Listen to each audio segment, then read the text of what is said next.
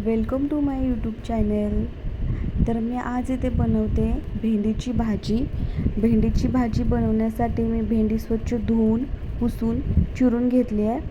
कढईमध्ये तेल ठेवले तापत. तेल चांगलं तापल्यावर त्याच्यामध्ये आपण घालणार आहोत मोहरी चांगली तडतडल्यानंतरच आपण त्याच्यामध्ये जिरे घालणार आहोत. जिरे मोहरी तडतडली की त्याच्यामध्ये आपण भेंडी टाकणार आहोत. आणि भेंडीच्या भाजीला मी एक्स्ट्रा कुठलाही मसाला वापरत नाही. जिरे मोहरी तडतडली का भेंडी छान परतून घ्यायची. त्याच्यामध्ये चवीनुसार मीठ घालायचं. आणि तुम्हाला ऑप्शनल आहे तिखट जर तुम्हाला आवडत असेल तर तुम्ही तिखट घालू शकता.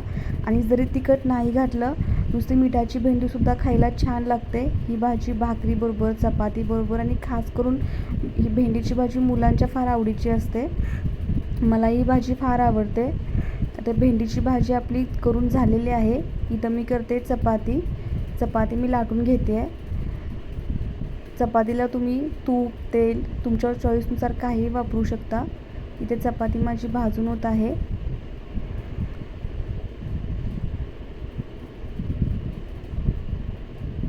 इथे चपात्या झालेल्या आहेत माझ्या.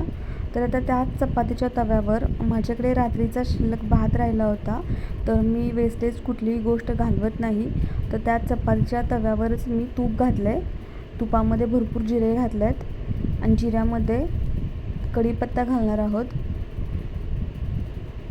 जिरे आणि कढीपत्त्याची मोहरी चांगली तडतडली की त्याच्यामध्ये आपण घालणार आहोत भात. तरी तो जो भात वापरला आहे तो मी इंद्रायणी तांदळाचा भात आहे माझ्याकडे. त्यामुळे तो चिकट आहे, सुट्टा नाही आहे हा भात. पण हा चवीला खूप छान लागतो, रुचकर लागतो. तर असं छान तुपाच्या फोडणीमध्ये आपण भात परतून घेणार आहोत. या फोडणीसाठी किंवा या फोडणीच्या भाताला पण मी वाफ द्यायला भांडं वगैरे वापरत नाही. असंच परतून घेते. त्याची टेस्ट खूप छान लागते. तर हा तुमचा झाला आहे जिरा राईस तयार. तर आता मी ताटामध्ये घेतलं आहे जिरा राईस, लोणचं, लिंबू, मीठ, कांदा, व्हेज करी बनवली होती मी. तर मगाशी आपण भेंडीची भाजी बनवली आहे त्यात फक्त तिखट मसाला ॲड केला आहे. आणि हा जिरा राईस, पापड आणि चपाती. तर या सगळेजण जेवायला.